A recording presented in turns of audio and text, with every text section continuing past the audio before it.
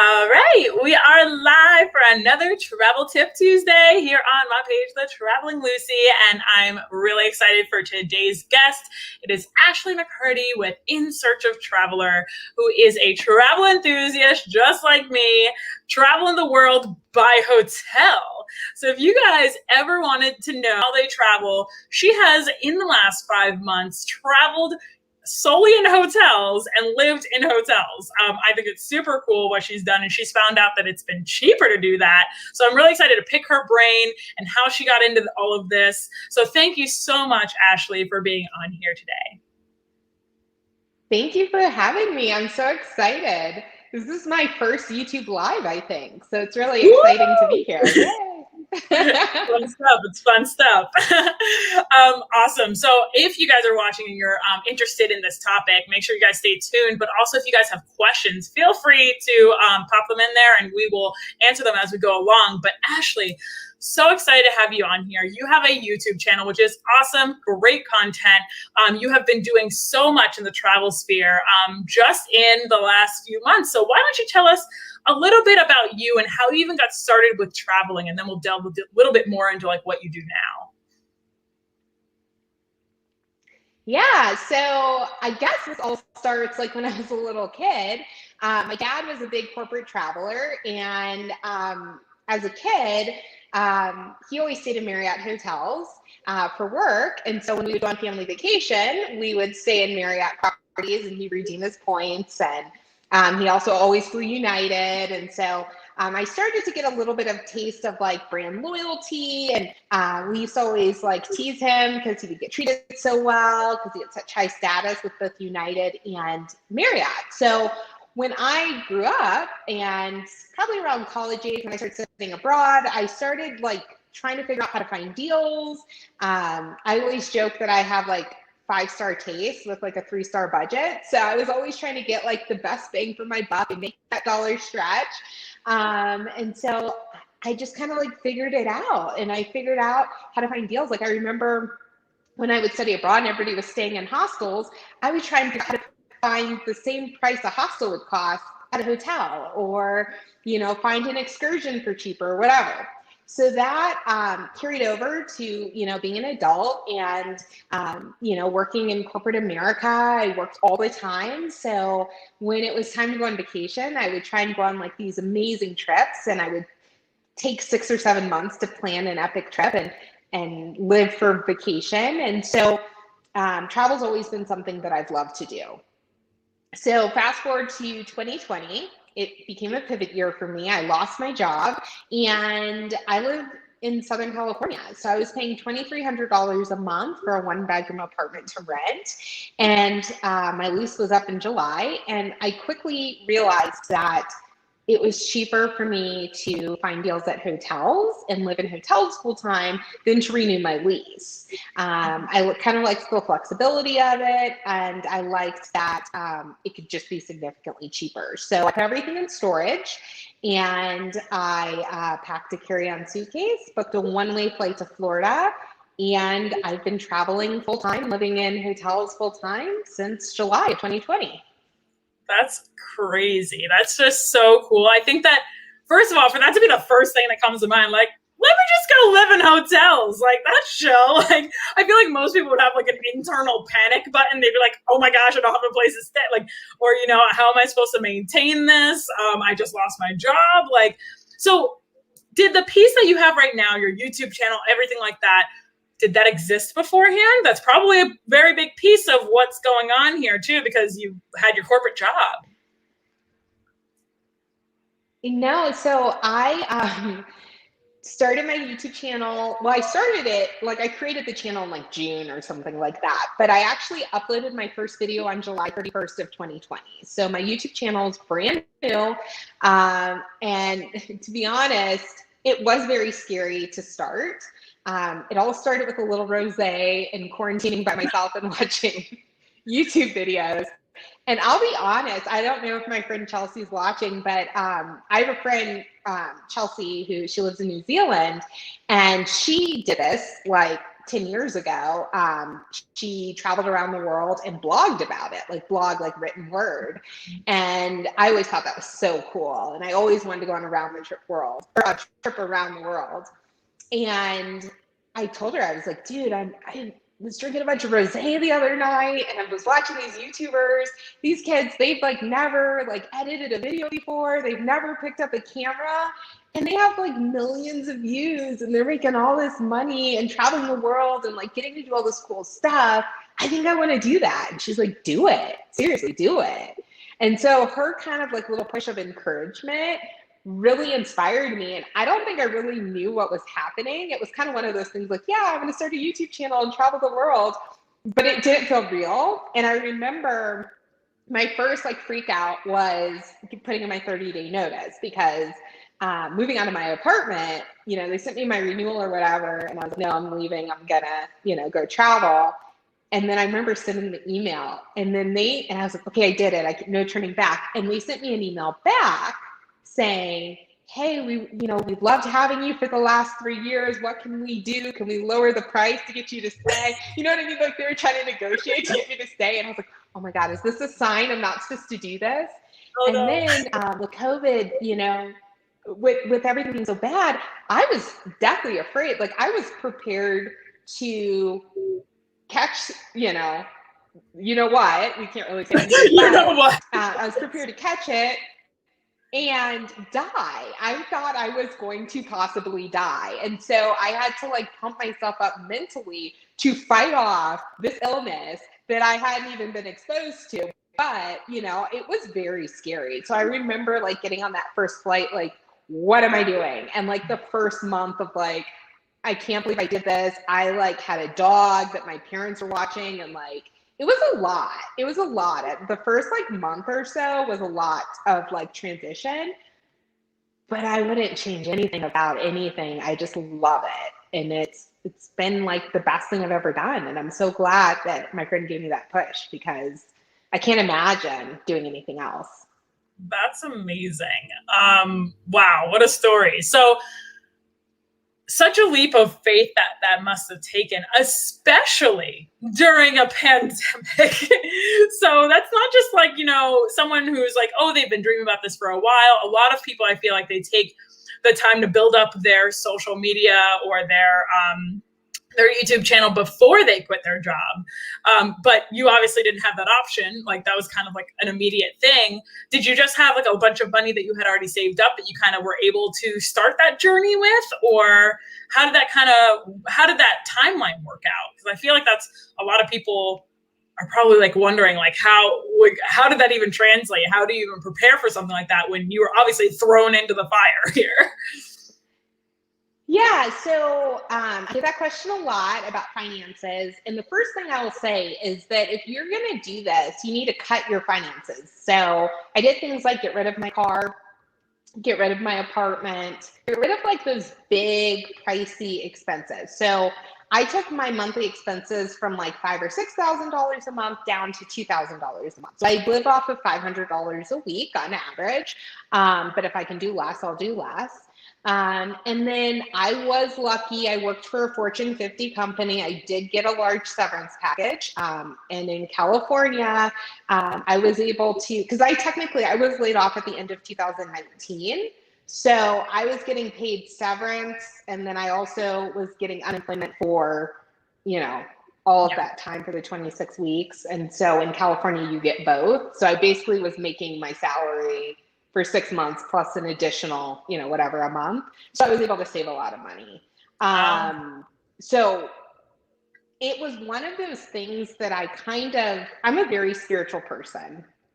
And I knew that, I had X amount of dollars and I can renew my lease and pay all my expensive utilities and eat out and do all this crazy stuff that I'm doing and run out of money. Because according to my calculations, I had enough money to last me to probably about like January, February of this year. So like this time, if I stayed in California. Or I could take a leap of faith and go try and build something and use this as an opportunity to start a new chapter in my life of something I've always wanted to do. And it wasn't super random. I went to film school. So I'm a television production and broadcast journalism major. So YouTube kind of made sense, right? And so I don't know. It sounds crazy, but I kind of felt called to do this. And it was really scary because it's like, your life savings. And if it doesn't work out, I'm going to have to go crawling back to my parents and say, hey, mom, dad, can I move in with you? Because I'm broke, right? And it hasn't been easy. So that's the majority of how I financed it. I also always say prepare for impact. I believe in the side hustle. So over the last 10 years, I've been with different network marketing companies. So I do have side businesses that I do. So actually I get asked this question a lot of like specifically what do you do to make money? So I broke it down, but I do have a few different network marketing businesses that I run that bring in income. I became an Amazon affiliate, and I joined some other affiliate programs. I have a travel course. So I always tell people, don't focus on that big dollar. Try and create multiple streams of income. So my goal was to figure out 10 different ways that I could make $500 a month. Because if I'm living off of $2,000 a month and I'm making $5,000 a month, that's enough to cover taxes and save a little and cover my expenses. So that's always been the goal. And it's definitely something you have to work up to, but it's not impossible. But being an entrepreneur is hard because the hardest part or the best part about being an entrepreneur is you don't have a boss. But the worst part about being an entrepreneur is that you don't have a boss. If you decide you want to watch season 10 of Marriott at First Sight and blow the day, I may be guilty of that. Then, if you don't work, you don't get paid. So that is something you have to be disciplined, and you have to always be working and always be thinking about the next thing. And sometimes you just have to chill out. A lot of my friends will say, Ashley, why aren't you doing more activities? Why aren't you filming more things? I already spent my budget on excursions this month, so you guys are going to see a lot of travel tips until next month when my budget resets. But because I've been very disciplined and very frugal, I've been able to stretch that dollar and stay on the road longer. Absolutely. I think that that's one of the most important things to just entrepreneurship in general. I think a lot of people think, oh, well, I can do this. I can be an entrepreneur, and you absolutely can. But wow, the self-discipline that it takes to be able to actually do something like that and to stay on track with it, because you really have to structure it for yourself, and you have to follow that structure because you're the only person that's like telling you to do it, the only one who's getting you to do it, because you don't have that boss. So I'm sure that was a shift in culture for you coming from a corporate world. But it's really cool how like all of the pieces of your life kind of fit into what you're doing now. And that's really inspirational, and that you kind of just had all these aspects. You had a friend who already did it, and you've kind of always had it in the back of your head, and then the film, and then, just wanting to always travel. I have a question. What's the longest travel that you did before this? Was there a lot of travel did you do long periods of travel before? Not like this. So before this, I would usually, like in the summer, go to Europe for like 2 or 3 weeks. And that was like my big trip of the year. And it was something I looked forward to all year. And, it's really interesting because when you spend so much money and so much time planning a trip, and it was like everything had to be perfect, or I'd be so upset if something went wrong. And it was because I was putting like so much like happiness into this like 2 or 3 weeks out of the entire year. Whereas now it's like I get to travel all the time. So like if something doesn't work out, it's not really that big of a deal, or like I don't have that like rush or that like, whatever, because this is my life. It's a lifestyle. So yeah, but I would go on like 1 or 2 international trips every year. And then, I'm kind of at that age. I'm in my early 30s. Well, I guess, oh my God, I'm almost in my mid 30s now.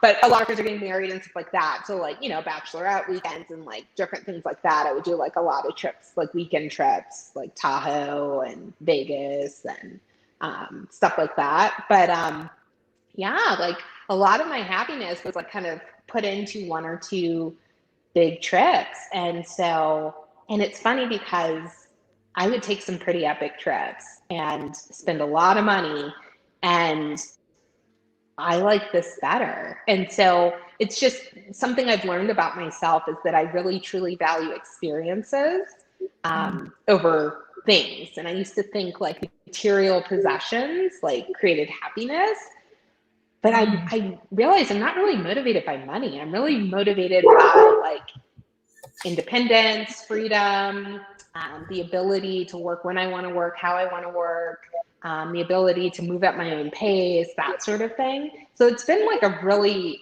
great like learning experience to kind of like relearn like who I am as a person. Wow. No, I absolutely love that. I think that travel just can do that for so many people. I know it's done that for me as well. And just the amount of like experiences that you have while like doing that. And it's just like, it's crazy. It's indescribable to people. Like, because you just said that you went from that corporate lifestyle, which I think is what everybody has, right? Everybody is working, especially here in the US, like we're working this 9-to-5 job. You get your 2 weeks off, which they almost make you feel guilty for taking. You feel like they've set you up for this materialistic world in how life is set up. And then all of a sudden, like when you break away from that and you just try this way of traveling, it's like a whole new world opens up. And it's like, it's so indescribable to me. And I love that you actually took a leap to be able to do that and found, I'm sure, more pieces of yourself that you didn't realize were there. So going back to you changing your travel, the way you travel, you do a little bit more luxury right now though, right? Like what's the type of stuff? I know that you're more, your whole thing is budget, right? But it's like budget luxury, isn't it? So can you? Yeah, like I said, I like a 5-star experience at a 3-star price. But I definitely do not travel as luxurious as I used to. So I always have been like big on finding deals, but I used to take some pretty epic trips. Like I'm not going to even like try it. But I still stay at really nice places. But I typically will stay more at like 3-star Marriott properties, so like Courtyards, Spring Hill Suites. I'm trying to think what else, Fairfield Inns, but I try to find like Marriott properties that are newly renovated, newly opened. So you're getting that like beautiful aesthetic. I like a restaurant. I like a pool. I like hotels catering to millennials, which mean they usually have like nice clean lines and Instagrammable moments. So I have kind of like a particular style that I'm looking for. And I do have a certain expectation of service that I like. So I do like to be kind of catered to and that sort of thing. But you can have a pretty nice experience at a Courtyard depending on where you're at, especially if it's international. So I've been learning a lot. The 4 Points by Sheraton, shout out to the 4 Points by Sheraton. I had a fantastic stay at the 4 Points in Dubai. Oh my God. I had never stayed at a 4 Points by Sheraton, and like some of the best salmon I've ever had in my life, like a lemon garlic drizzle. Oh my God, just fantastic. Fantastic service, fantastic food, smoked salmon at breakfast. They got my Pellegrino sparkling water. Just everything was just really good, really, really good. That's awesome. Sounds delicious. Don't start talking food to me. I'll just go. I love food. So that's like the key to my soul. So what advice could you give to people that are trying to, like, how do you usually book these hotels? Like, what's your process for that? I know that you are also like a travel agent, right? So how does that kind of fit into it? Is it something that you give advice to other people? Like, how does that work? Yeah. So, one of the things I used to travel all the time, right? So like I would get hit up all the time about people wanting me to become a travel agent, create, a business. And I was like, no, I don't believe in using travel agents. I book my own stuff. I don't need anybody, doing anything for me. But then when I decided to do this, I was like, wait, so if I'm a travel agent, can I make a commission off my own booking? And they're like, yes, you can. And I was like, oh, okay. And then they're like, and also, you can book for other people, and then you can also get like travel agent rates. So I was like, fantastic. So I became a travel agent in June, and I started this in July of 2020. And honestly, I signed up with the sole purpose of just getting cheaper hotel rooms. I was like, if I can save money and make back some money on money that I was going to spend anyways, why not? Now, here's the tricky part. Marriott is like the one hotel chain that you can't just book as a travel agent. You have to have what's called a CALIA card, which is like the cruise line. Cruise line. I don't know what it stands for, but it's something for cruises. But it's cruises and Marriott. So I had to get my CALIA card, which, okay, basically you like take a test and like pay money. So, okay, no big deal. Did that. But then Marriott has a whole separate like Marriott University that you have to do. So like a person who brought me in to become a travel agent was like, it took me like 2 weeks, and I went through the Marriott University and took the test. I banged that out in 6 hours. I was like, I don't have time to wait. I need to get this figured out because I need to book my hotels. I'm leaving in a month. So, and I think actually it was less than a month by the time I signed up. So I did all of that and I started traveling. But the thing about traveling right now is that, especially if you're outside of the country, it's so cheap to travel that sometimes, and actually usually most of the time, the public rates on the Marriott website are cheaper than the travel agent rates, because you have to keep in mind that hotel pricing is by occupancy. So if a hotel doesn't have a lot of people staying there, the price is going to shoot down. And the agent rates stay the same regardless. So, on average, a hotel might be, let's say, $100 a night. So I'm just throwing out random numbers. These are not real numbers. If you're a travel agent, don't freak out because you're not supposed to say the numbers, but I'm just using this as an example. $100 a night maybe is the average that hotel usually costs. Maybe the agent rate's $50 a night, right?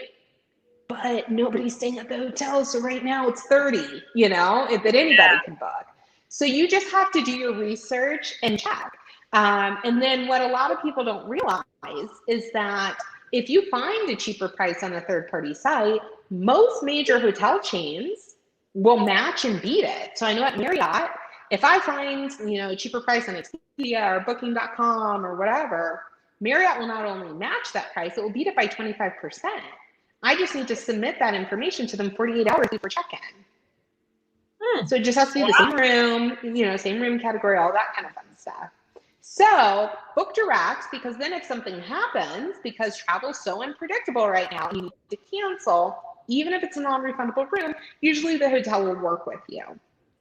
Also, when you book direct, you've got that brand loyalty and you can start building status with hotels. So another way I save money is, once you hit platinum status with Marriott, which right now is 50 nights for the year, you get free breakfast. So I time it. I do intermittent fasting.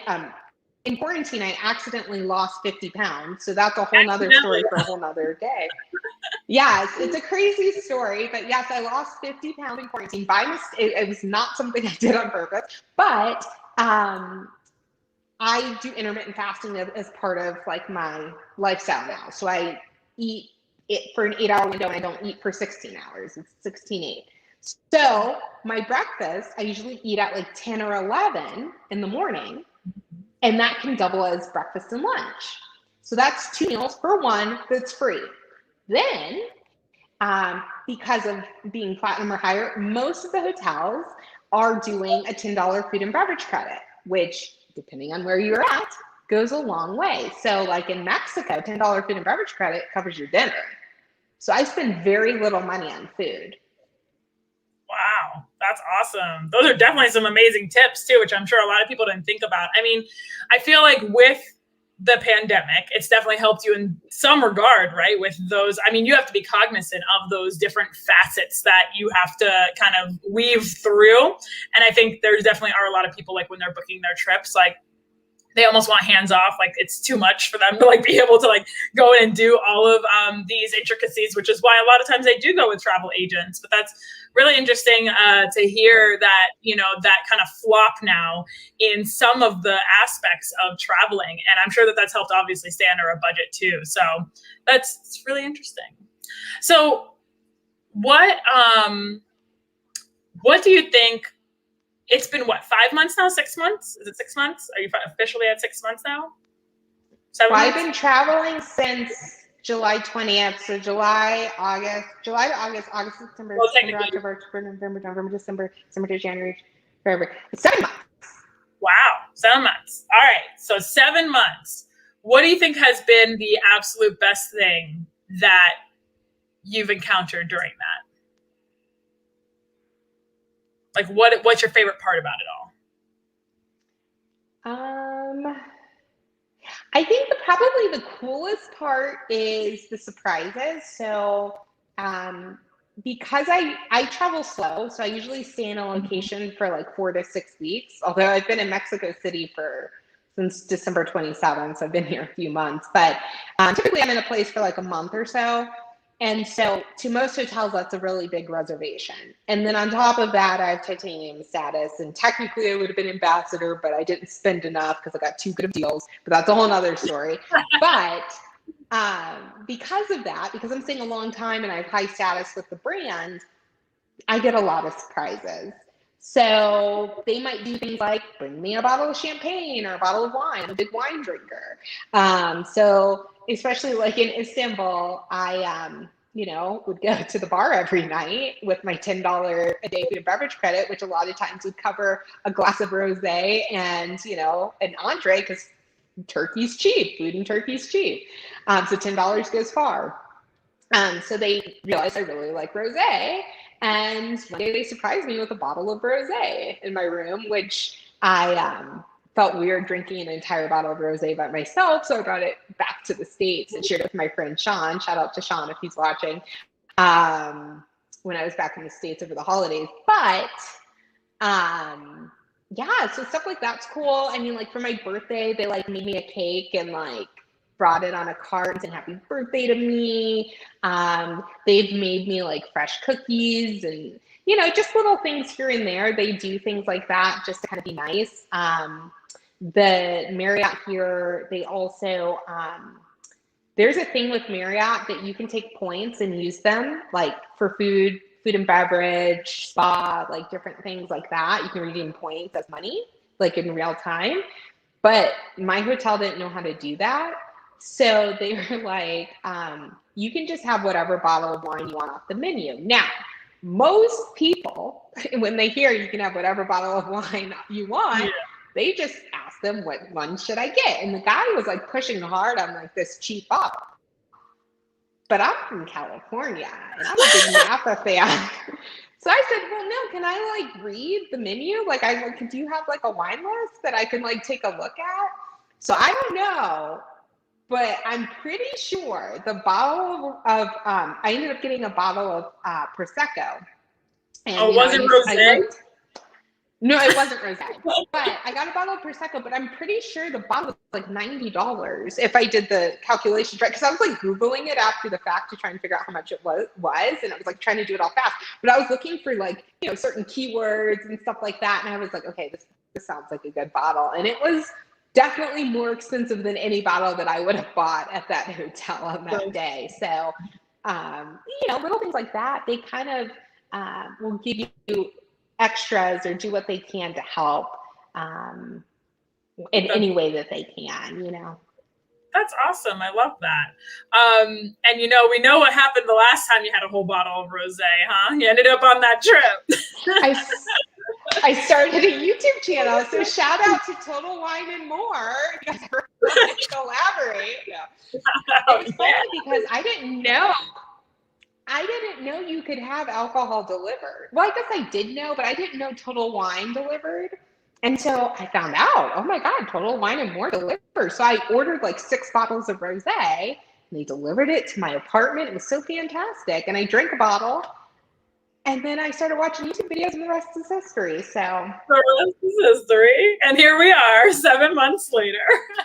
and here we I love are. So I presume that you're probably a very light packer now, right? With everything that you are, is it just like a small thing that you pack with? Were you a light packer before, when you traveled before? No, so I used to travel with a 28-inch suitcase, and I used to be that person that was overweight when the trip started. Like, I was such a heavy packer. I would have like 2 outfits a day and like whatever. Now, I've been on the road for a while, so I've gone through LA a few times and packed and repacked and switched things out. I have in my storage unit, I have like in the front like a lot of clothes. Because I knew that, like, okay, when I switch to cold weather, I'm going to need sweaters and things like that. And I imagined myself skiing all winter. So I had, like, my ski jacket up front and stuff like that. But, yeah, so I basically started with one carry-on, and then I have a messenger bag. And that's what I traveled with the first 2 months. But then I found myself always having what I called an overflow bag. So I said, I really need a second wheelie bag. And like carrying a messenger bag through the airport was like really awkward, especially holding a camera. So I now travel with 2 carry-ons. So I actually check one of my carry-ons because I do travel with full-size liquid. So currently I started with 3 bottles of shampoo, 3 bottles of conditioner, I have 2 bottles of lotion. So like certain things that I really like that I'm not sure I can find on the road, I just bought multiples of. And I don't regret that, but because of that, I have to check that bag. But because I fly exclusively with Delta, my bag's free. It's free to check a bag, but it is a carry-on size bag. And you can fit a lot of stuff in a carry-on. So I have 3 pairs of jeans. I have 4 or 5 dresses, a few tops, I feel like I can mix up my clothes enough where it doesn't feel like I'm wearing the same thing every time, but I am kind of cognizant. Like I'll look at like the last few videos, like what was I wearing in the last few videos, and try and make sure I don't wear the same outfit like back to back. But yeah, it doesn't really matter. Like, I don't know, stuff like that doesn't really bother me anymore. Yeah, no, it really doesn't. And I mean, especially when you start to travel more and the more places you go, the more they realize that like that's not a big thing in a lot of other cultures. I know it's big here in the US. People are like, oh my God, like they didn't see me in this dress twice. Oh no. Like, but it's definitely a mindset shift that happens. And speaking of mindset shifts, we actually have a comment that I want to bring up because it actually ties into my next question for you. Mary McCurdy, which I'm guessing is your mom. That's my mom. Hi, Mom. She says you guys are very brave women and that she loves the channels. But, the brave woman aspect, being a woman and traveling solo, I feel like this is a huge topic for a lot of people. And especially a lot of women, they feel like it's a very dangerous thing to do. And maybe even given during our circumstances right now. And I want to kind of pick your brain on, maybe what you have done to stay safe, and just the aspect of, is it really as dangerous as people think out there? When people ask about safety, I always remind you, like, you could get robbed, like, in front of your house, like, as my mom says, the boogeyman goes everywhere, right? And so, of course, like being in some place you're not familiar with, you're going to kind of be like on edge and like kind of like being more alert. But like, I kind of think that's a positive thing. I haven't really had many issues. The one big thing that happened this year was I had somebody try and steal my phone. But honestly, it was my fault. I was walking outside of my hotel, and this was a different hotel in Mexico City that was kind of in an area that wasn't as safe. It was more industrial, and so there weren't a lot of people around. I had my AirPods in. I was holding my iPhone 11, which if you travel a lot, that's a big no-no. I looked like a sitting duck, right?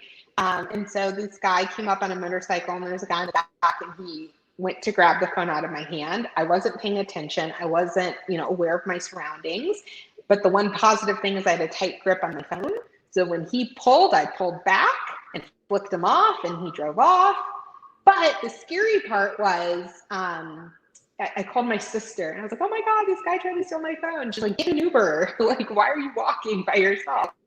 So I was like, I don't know, like, where to pick up an Uber. So I saw McDonald's coming up. So I walked to McDonald's and I was standing in front of McDonald's to call an Uber, and they came back and they were trying to like intimidate me. So then I went to the McDonald's that was closed. It was only open to like takeout.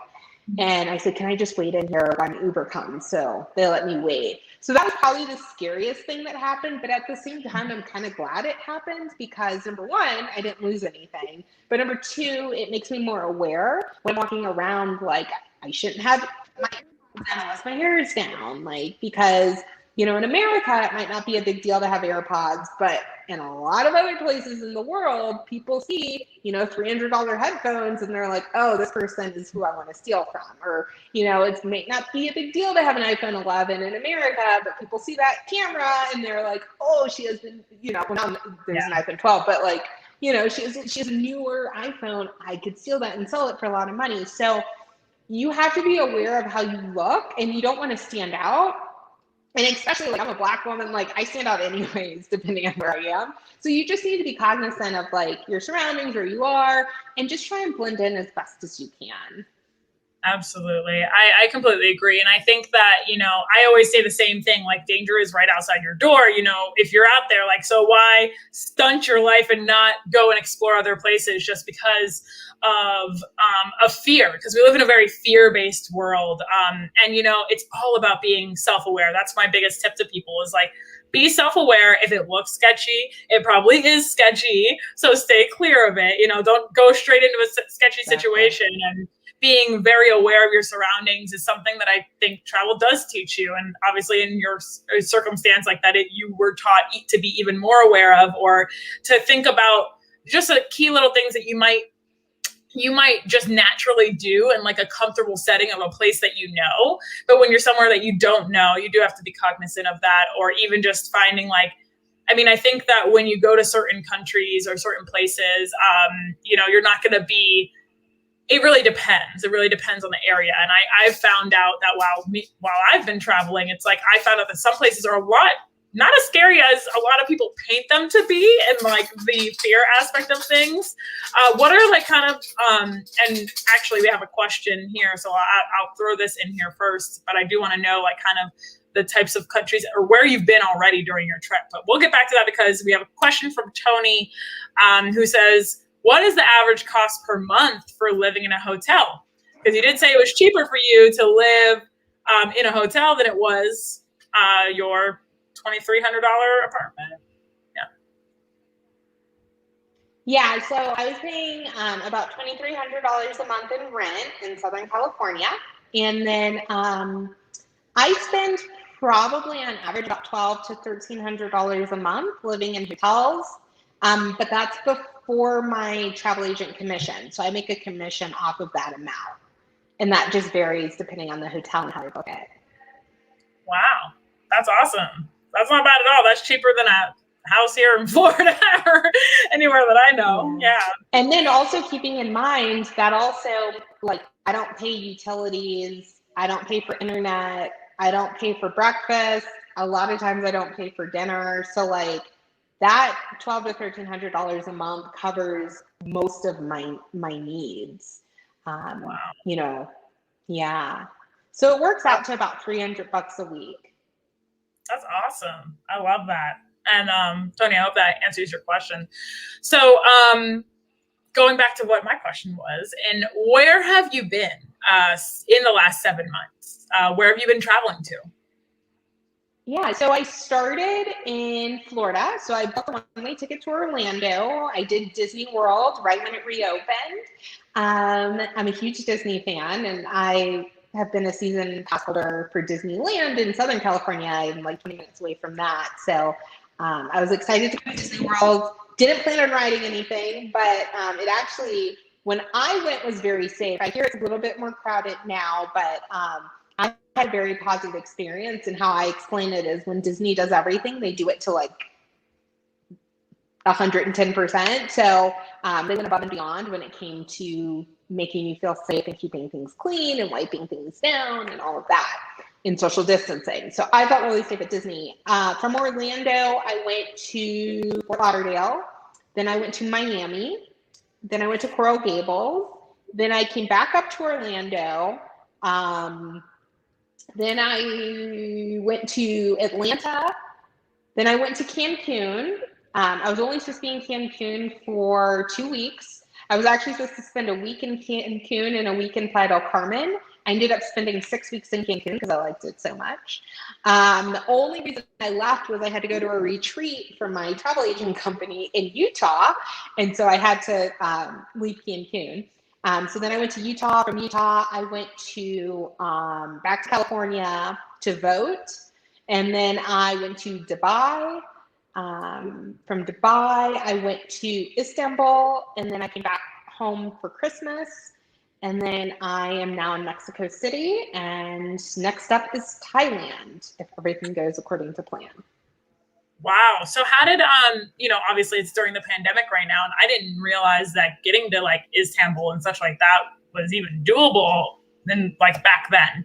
So what did that look like? Was there like a bunch of COVID tests you had to do? Like, was there an extended amount of like costs that came with that? Like, how did that look traveling to these places during this pandemic? Yeah, so Mexico is pretty easy to get into. You don't really have to do anything. For Dubai, that was probably the hardest to date before Thailand. Thailand's the hardest now. But for Dubai, I had to take a COVID test. However, the rules changed. And part of the reason I went to Dubai, I needed 7,000 miles to reclaim my status with Delta because I did not hit my status with Delta for 2020. I missed the spend requirement. So Delta has a program where they give you 90 days to spend a certain amount of money and fly a certain amount of miles, and I was 7,000 miles short.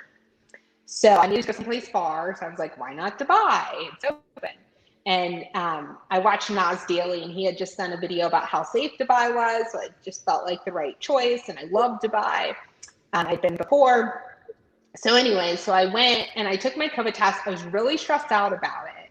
And my friends were like, you're like, it's going to be fine. They're probably not even going to hardly look at it, blah, blah, blah.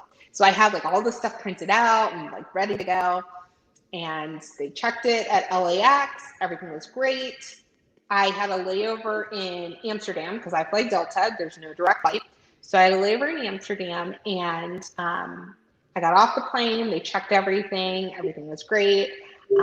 Before you go to your gate, you have to go through another health screening. They checked my test. Everything was great.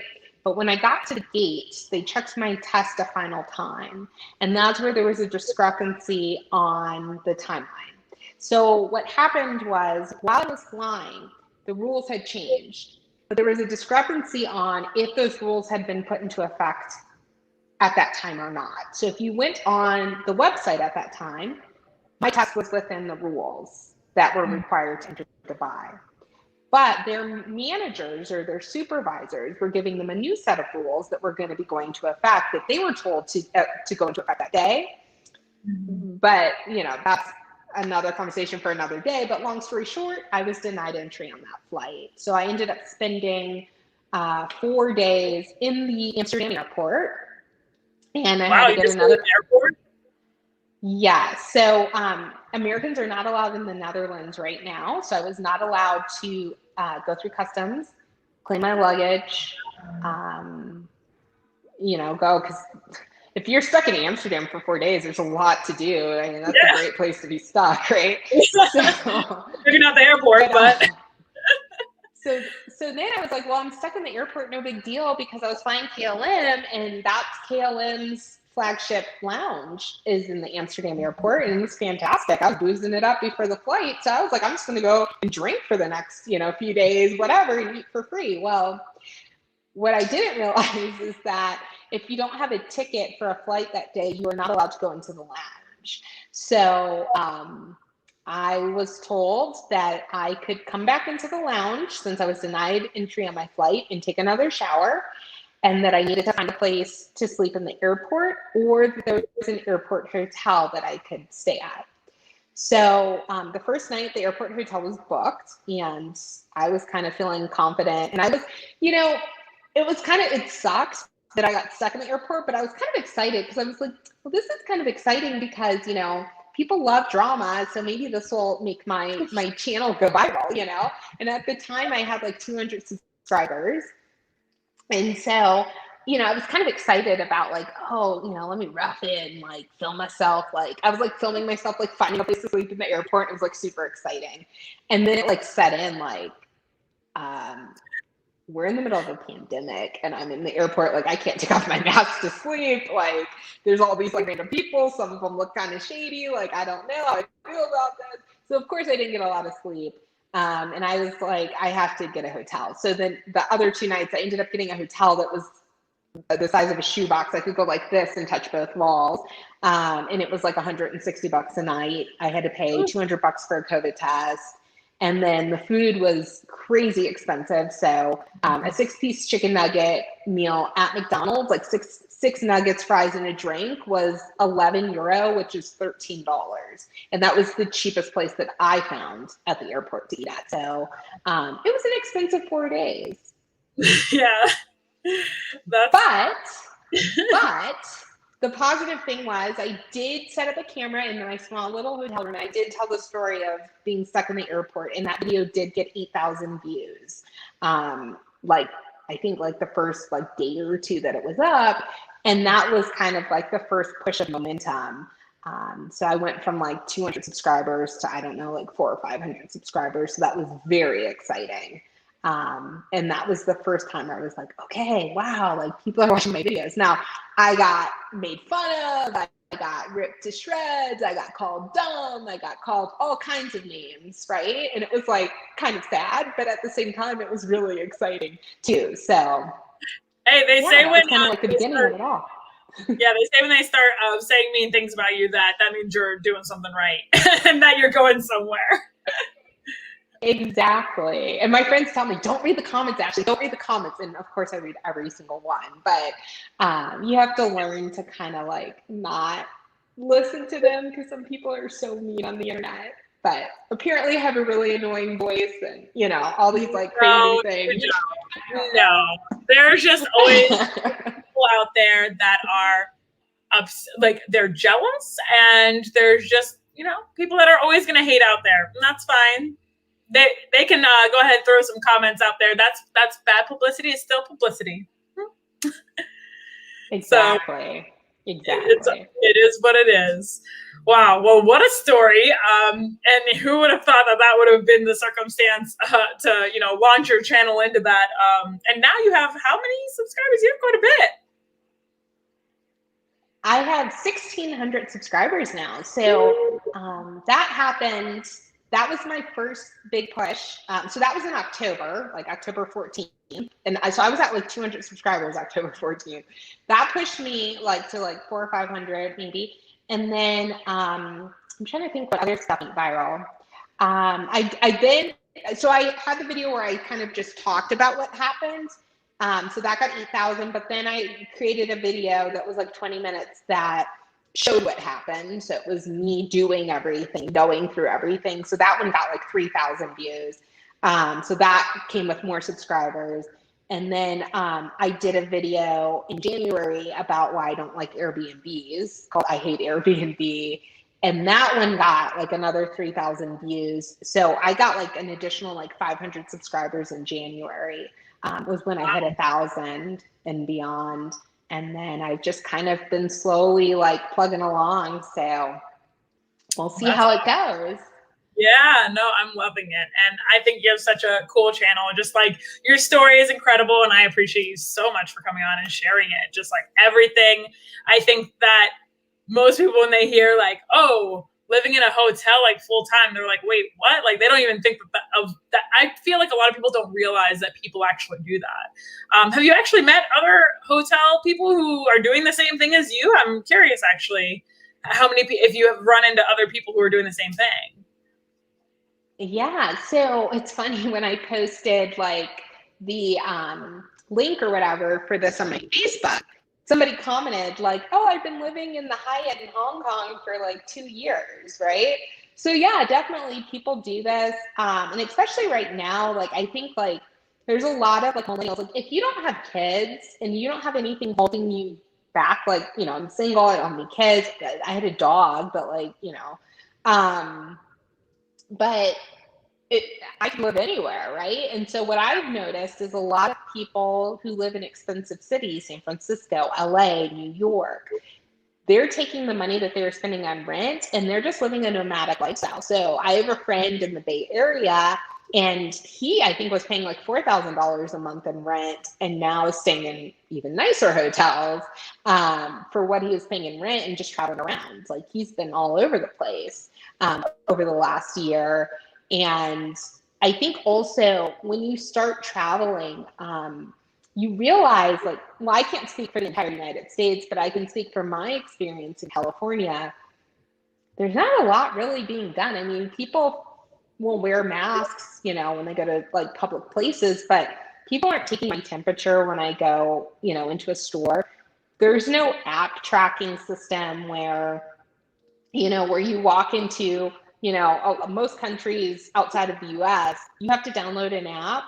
And if I go into a grocery store, if I go on an excursion, if I go anywhere that's a public place, they scan my app. And the reason why is because if I get COVID or if I, you know, test positive, that they will scan my app that I've tested positive, and then it will alert everybody who was at the same place I was around the same time that they may have come in contact with somebody. That's like pretty standard in a lot of countries outside of the US. And so nothing to my knowledge like that exists in the United States. There's no temperature screenings for the most part. You don't get hand sanitizer when you enter and exit places. They don't sanitize your shoes when you walk in. So you're not tracking in germs. All that stuff is kind of standard. And then if people wear masks in their car, in California, at least, they get made fun of, where that's normal. Like when you're walking down the street and you see people driving, even if they're by themselves in a car, they have a mask on. You see people running, working out with a mask on. That's just normal outside of the US. So the point that I'm trying to make is when you start traveling, especially outside of the country, and you're living amongst the locals, because typically the cheaper hotels are a little bit outside of the city center. So I tend to be in areas that are more local. Yeah. I feel a lot safer.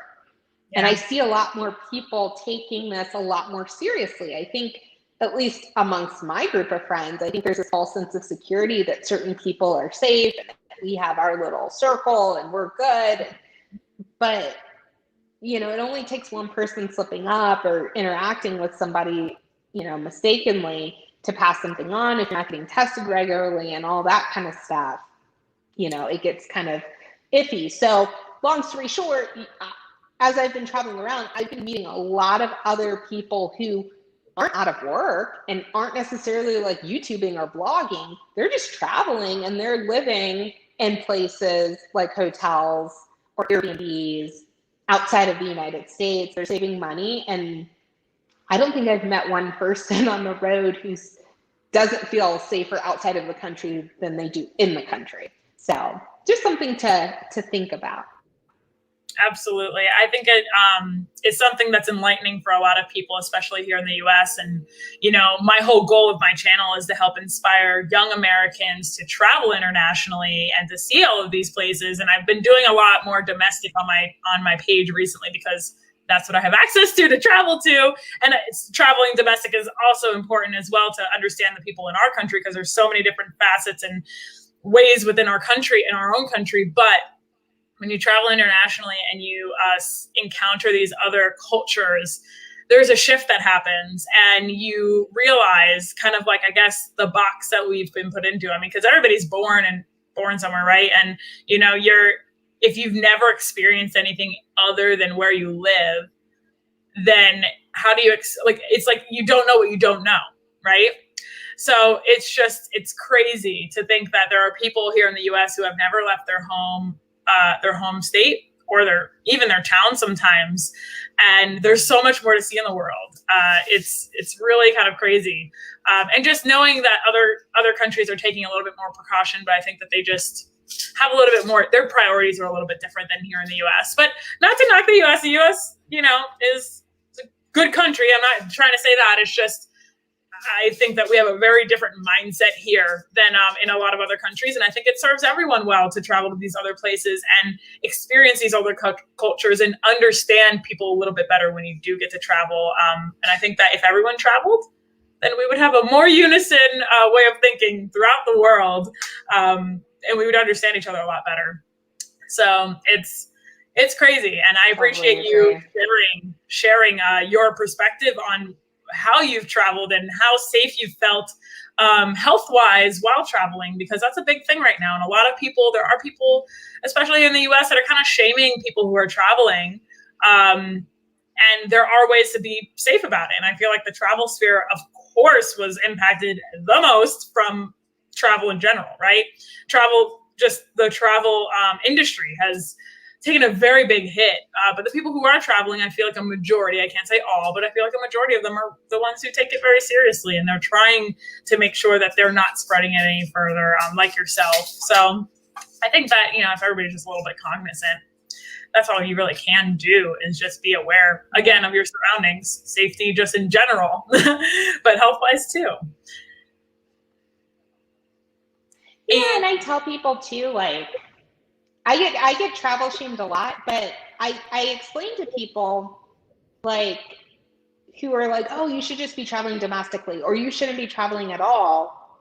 Well, why should I be traveling domestically? Like, if you're promoting traveling to a place that doesn't require a COVID test, in my opinion, that's more dangerous. That regardless of the rules and regulations of wherever you're going, you should be getting tested before you get on an aircraft or in a car, when you arrive, and when you return back home.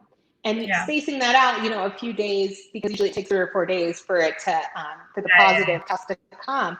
But a lot of people who will shame and say you shouldn't be traveling, I'll say, well, when's the last time you got tested? And they're like, well, I've never been tested. Well, why not? And it's like, you're still going to the grocery store, you're still dining in restaurants, you're still hanging out with friends. Just because you're in your own hometown doesn't mean, that you're exempt. So everyone, regardless of what you're doing, you need to make sure that you're getting tested regularly. I get tested every 2 to 3 weeks. And then also, if you are traveling right now, people are watching.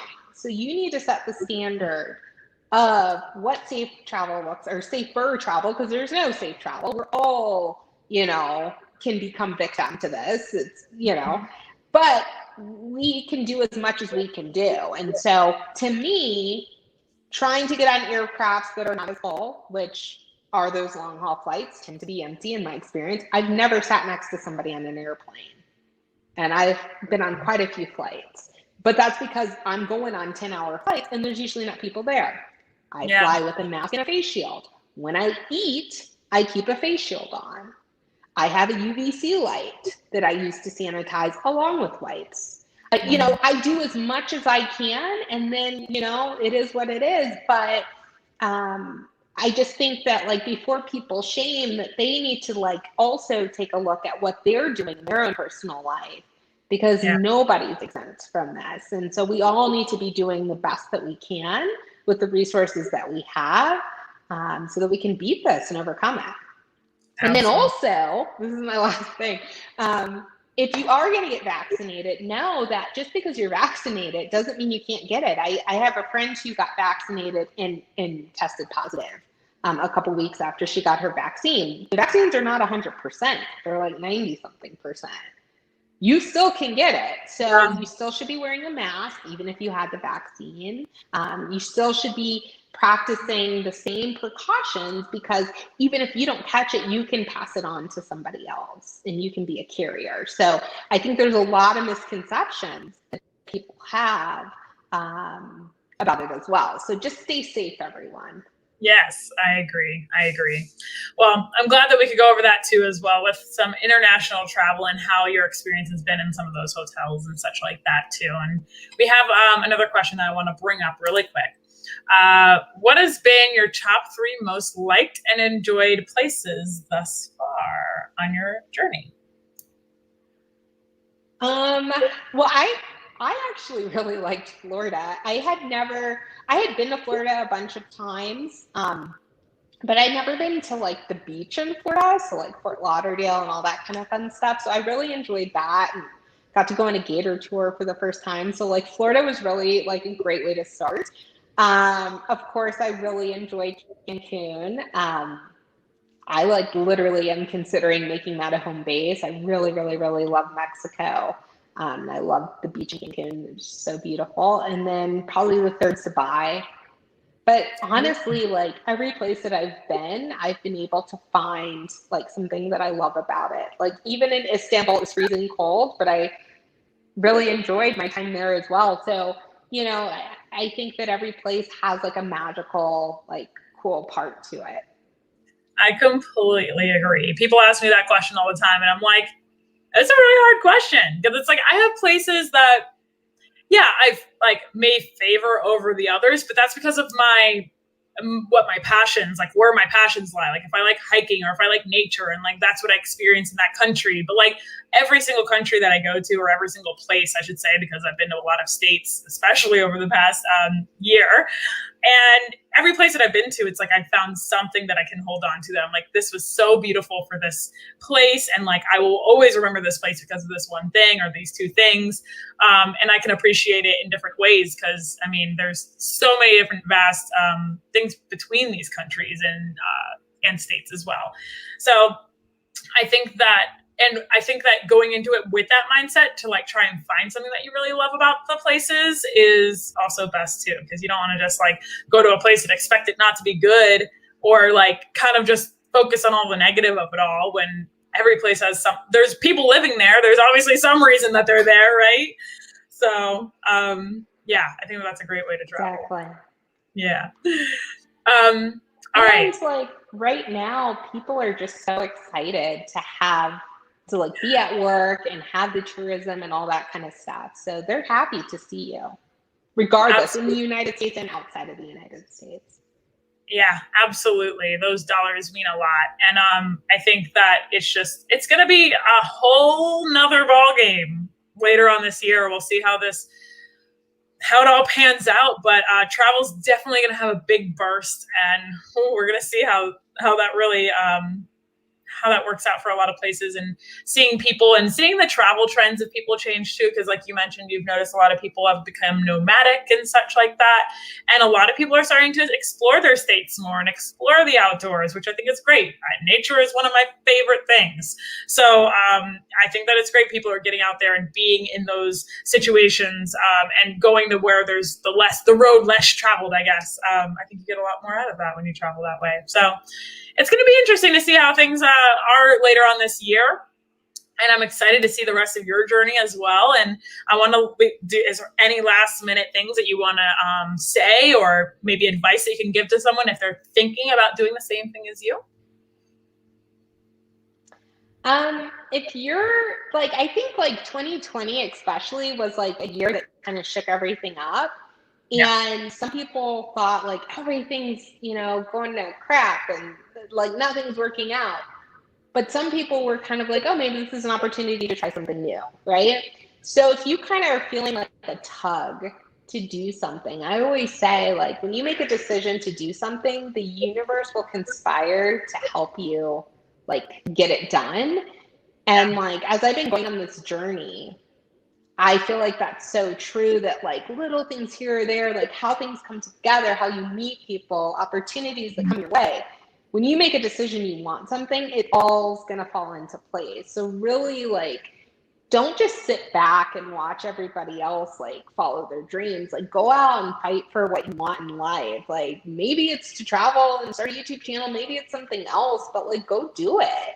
Like, it's scary. It's really scary. And most people are going to tell you you're crazy and that you can't do it. But as long as you believe in it and you put in the work, it's going to happen. It's going to like work out. So I just want to encourage everyone, like, regardless of what your dreams are, go for them. I love that. I resonate with that so much. And I think, hopefully everyone else out there will resonate with it too, because I've seen so many success stories come from COVID. I think that there's definitely a lot of people, I know it was a tough situation for a lot of people. 2020 was a shift for everyone. I mean, but I know that I made the most of it. I also started my YouTube channel during COVID. So it's really cool that we have that in common as well. But that was definitely that tug of that pool of, I enjoy travel. I want to share that with other people. How can I do that? In a time where people weren't even able to travel, or weren't traveling because they were in quarantine. It's like, okay, but why not? And that's actually, it's funny you mentioned, the people that will say like, why are you doing this? And like, they might doubt you, but you can't doubt yourself, because actually here, like me, this is the reason Travel Tip Tuesday exists, is because someone said to me, they were like, oh, well, why are you making videos about travel right now when nobody can travel? And I was like, well, people are going to be able to travel eventually. And then I thought, actually, on a road trip to Tennessee, I was like, well, it was like 3 a.m. because I was driving through the night. And I'm like, well, what do people want to see right now? And I'm like, they want to know like what to expect when traveling. They want to, hear when are they going to be able to travel again? So the first people that I interviewed were like travel agents and, the flight attendants and hotel restaurant and hotel owners and such like that. So I was trying to get that perspective to help people know what was going to come. So it was a spark for me. I would have never had Travel Tip Tuesday if someone didn't doubt me. So, I love that. It's honestly, yeah, like I hope that people find their passion with that. And the cool thing about YouTube is like, if your content's evergreen, as in like it's timeless, I find that I get more views from old videos than new videos. So like I might have a new video that comes out and people might not even watch that new one, but they might see an old one like, oh, I'd rather watch this one instead.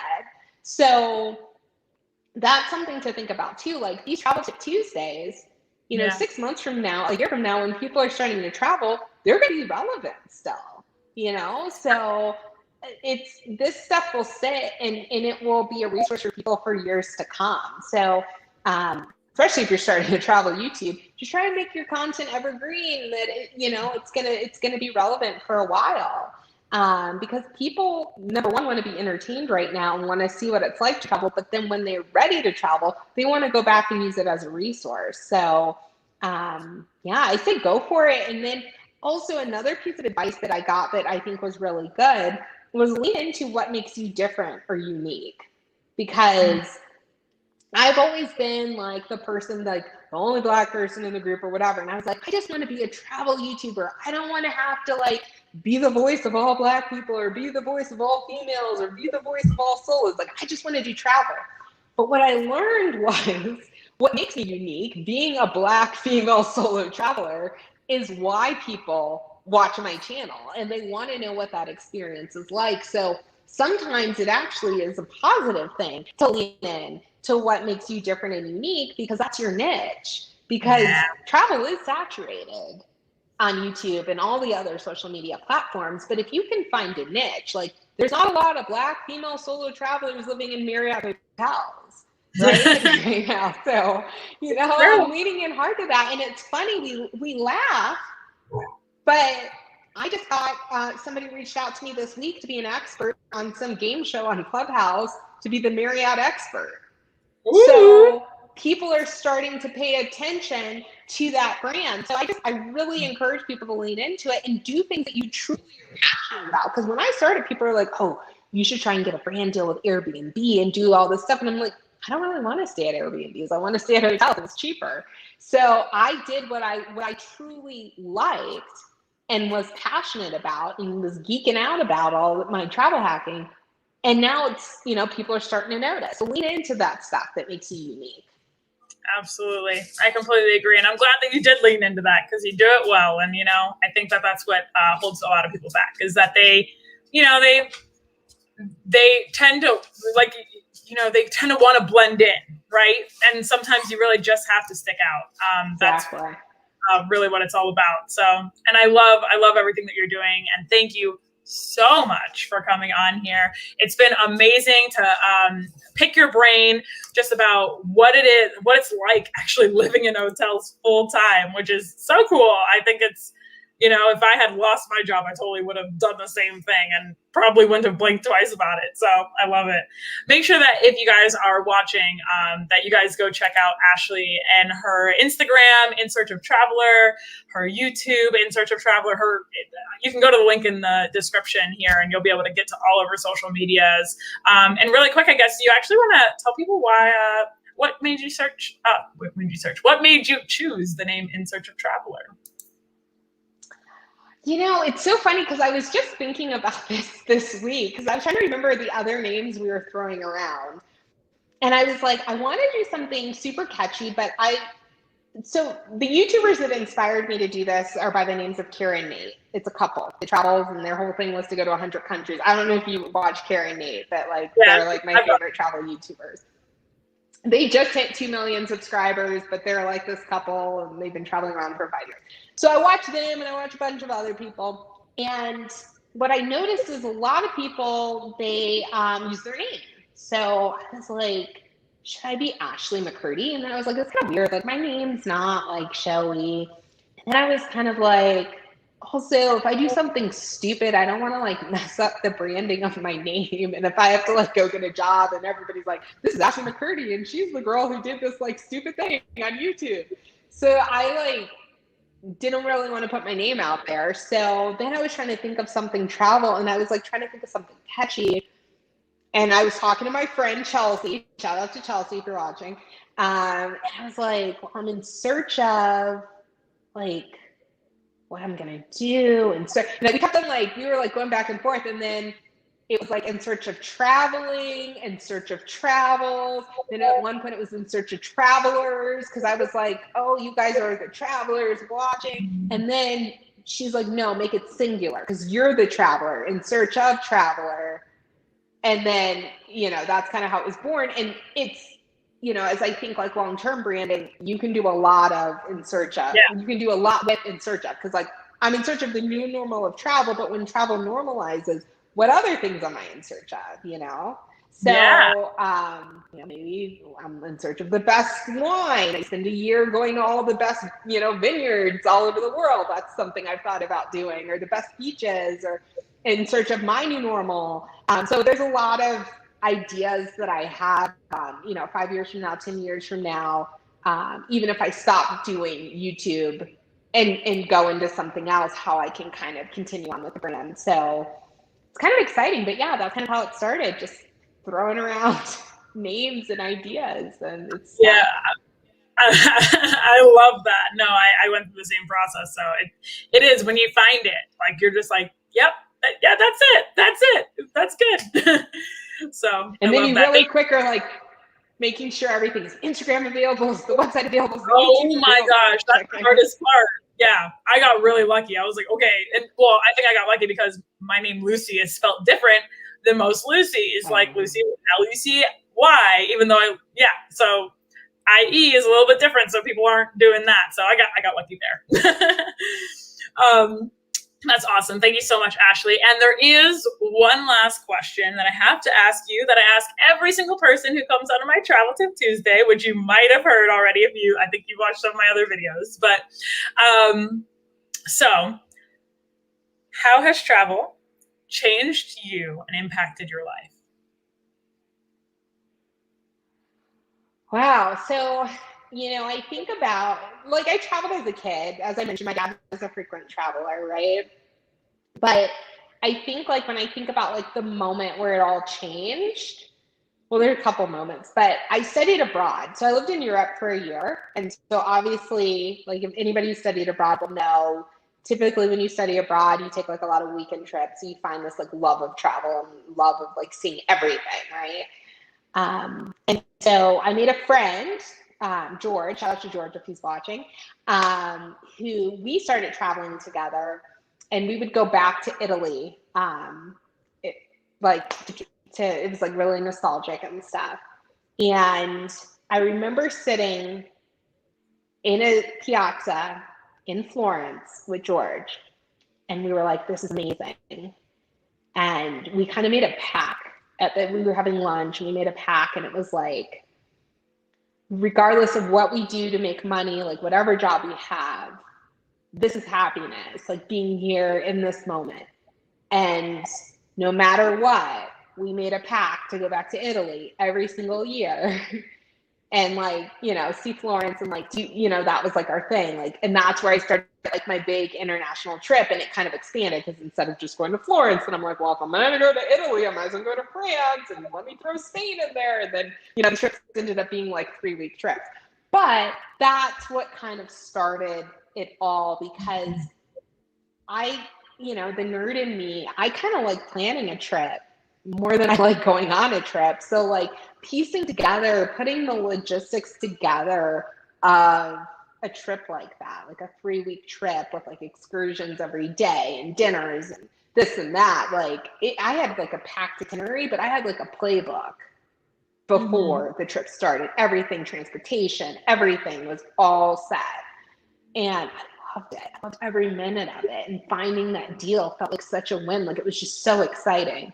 And so that's kind of where it was all born. And so from there, like working in corporate, when I started doing network marketing, it's like, okay, if you start making big money, you know how network marketing is all flashy and stuff. If you make $1 million a year, what are you going to do? And I always said I would go on a year cruise. So I always had this dream of taking a year off and traveling the world. And I always thought I was going to be on a cruise boat, so I didn't have to pack and unpack. But it's different than what I imagined, and not as luxurious as I imagined, but it's pretty awesome. So that's kind of, you know, how it kind of all pieced together. Wow, I love that. That's awesome. It sounds like it's been an incredible thing for your life and a journey. I think it's everyone's journey. You know, everybody has different way of describing it. And I just love hearing everybody's answer for it. So thank you for answering that. I know it was a little deep, but I love hearing it. And thank you again for coming on. Love it. I love it. Yeah. And thank you so much for coming on here and just sharing, you for having me. Pouring out your heart and soul into this. It's been such a pleasure to interview other travelers and just hear from their experience, like what they've learned. And I'm learning along with them. I haven't been everywhere in the world yet, but I'm working on it, and I'm loving the connections along the way. So thank you, Ashley. And for those of you guys watching, yeah, of course.